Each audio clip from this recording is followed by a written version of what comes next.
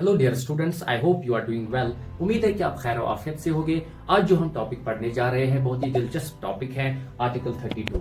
देखिए, हमारे जो फंडामेंटल राइट्स हैं, जो हमने फंडामेंटल राइट्स पढ़े, उनको हर वक्त एक खतरा लाहिक होता है वायलेट हो जाने का या उनके छिन जाने का। अब देखिए, वही फंडामेंटल राइट्स, उनकी हिफाजत के लिए, उनकी प्रोटेक्शन के लिए कौन आएगा? उनकी प्रोटेक्शन के लिए, उनकी हिफाजत के लिए यही आर्टिकल 32 सामने आता है। देखिए किस तरह से आर्टिकल 32 जो है ये हमें सिटीजन्स को राइट देता है कि हम रिट पिटिशन डाल सके सुप्रीम कोर्ट में, और सुप्रीम कोर्ट को ये पावर्स इस राइट की वजह से मिलती हैं कि वो रिट्स जारी करे, वो ऑर्डर्स जारी करे, वो डायरेक्शंस जारी करे for the protection of our fundamental rights. देखिए, आर्टिकल 32 जो है बहुत ही इंपॉर्टेंट आर्टिकल इसलिए है क्योंकि ये एक ऐसा आर्टिकल है, इसको किसी भी अमेंडमेंट के जरिए इसको छीना नहीं जा सकता है, इसको खत्म नहीं किया जा सकता है। अगर हम father of Indian constitution Bhimrao Ambedkar की बात करें, उन्होंने कहा था कि ये वाहिद एक आर्टिकल है।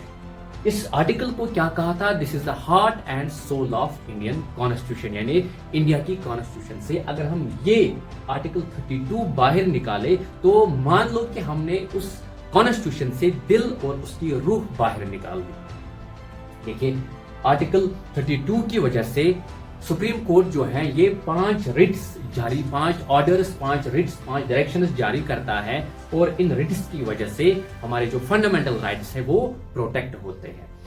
पहली जो रिट है हैबस कॉर्पस। हैबस कॉर्पस की अगर हम बात करें, देखिए, अगर किसी शख्स को इलीगली उसको डिटेन किया गया, उसको बंद किया गया, आर्टिकल 22 जो कि हमने पढ़ा वो हमें कौन सा राइट देता कि किसी शख्स को जिसको डिटेन किया गया उसको 24 घंटे के अंदर अंदर नियरेस्ट मैजिस्ट्रेट के सामने पेश करना है। तो अगर पुलिस ने ऐसा नहीं किया तो आप क्या करोगे? आप सुप्रीम कोर्ट में कौन सी रिट डालोगे? Habeas corpus. और हैबस कॉर्पस जब आप रिट डालोगे तो सुप्रीम कोर्ट से ये ऑर्डर आएगा कि ये शख्स जिसको अब इलीगली जो डिटेनर है उसको फौरन रिहा किया जाए। दूसरी रिट मैंडेमस। मैंडेमस एक ऐसी रिट है जो एक पब्लिक ऑफिशियल के अगेंस्ट इशू होती है। देखिए, अगर आपको कोई बिजनेस करना है, कोई ट्रेड करना है या कहीं पे दुकान डालनी है तो आपको उसके लिए रजिस्ट्रेशन करनी होती है, लाइसेंस बनानी होती है। तो आप जाओगे कंसर्न डिपार्टमेंट, तो वहां पे एक मुलाजिम होगा, वो आपका काम ठीक से नहीं करेगा।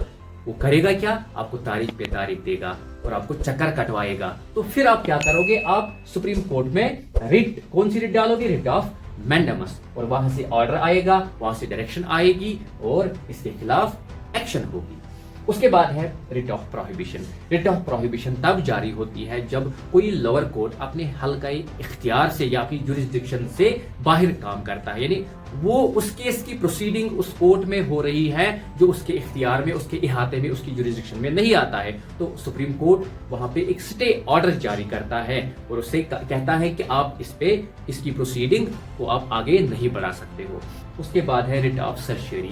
रिट ऑफ सर्शियरी के 2 फंक्शंस हैं, 2 मेन फंक्शंस, एक है क्यूरेटिव, दूसरा है प्रिवेंटिव। क्यूरेटिव की अगर हम बात करें, अगर लोअर कोर्ट ने उस केस पे फैसला सुनाया, डिसीजन दिया जो कि उसके हल्के इख्तियार में, उसकी जुरिस्डिक्शन में नहीं आता था, फिर भी फैसला सुनाया गया, हायर कोर्ट क्या करेगा? हायर कोर्ट उस डिसीजन को क्वॉश करेगा, खत्म करेगा, इनवैलिड उसको करार देगा।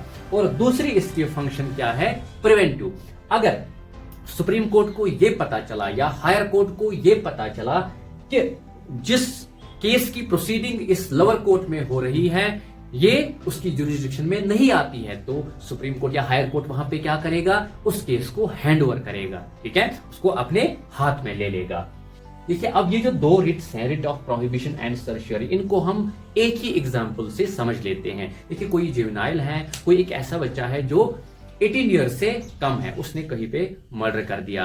अब उसकी जो प्रोसीडिंग है वो लोअर कोर्ट में चली, उसको फिर सजा भी हो गई।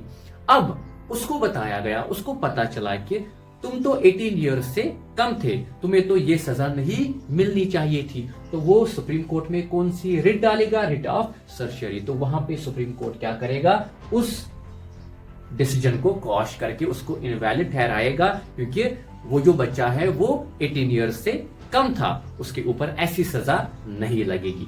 अब है एक लास्ट रिट, कौन सी रिट? वो वारंट। ये एक ऐसी रिट है, ये तब जारी होती है जब एक पर्सन ने किसी पब्लिक ऑफिस को इलीगली हड़प लिया है, यानी एक कुर्सी पे बैठ गया है जो उसकी मेरिट में नहीं आती थी। देखिए यहाँ पे हमारा कौन सा राइट वायलेट हो जाता है, कौन सा आर्टिकल वायलेट हो जाता है, आर्टिकल 16 जो कि गारंटी करता है हमें पब्लिक एम्प्लॉयमेंट। देखिए आप गए, आपने देखा कि ये जो यहाँ पे जो कुर्सी पे बैठा, तो इस पोस्ट के रिगार्डिंग, इस पोस्ट के लिए कोई भी एडवर्टीजमेंट नहीं निकली, तो ये इस कुर्सी पे कैसे आके बैठ गया। तो अगर आपको ये डाउट हुआ तो आप कौन सी रिट डाल सकते हो, एक 5th रिट हो, वारंट हो। जब आप ये रिट डालोगे तो सुप्रीम कोर्ट से ऑर्डर आएगा कि इसकी छानबीन हो और देखिए कि whether the person has illegally usurped an office और नॉट। आई होप कि आपने ये रिट समझे होंगे, ये आर्टिकल समझा होगा। उम्मीद है कि आप इस वीडियो को भी शेयर करोगे, चैनल को सब्सक्राइब करोगे और पेज को फॉलो करोगे। मिलते हैं अगली वीडियो में, तब तक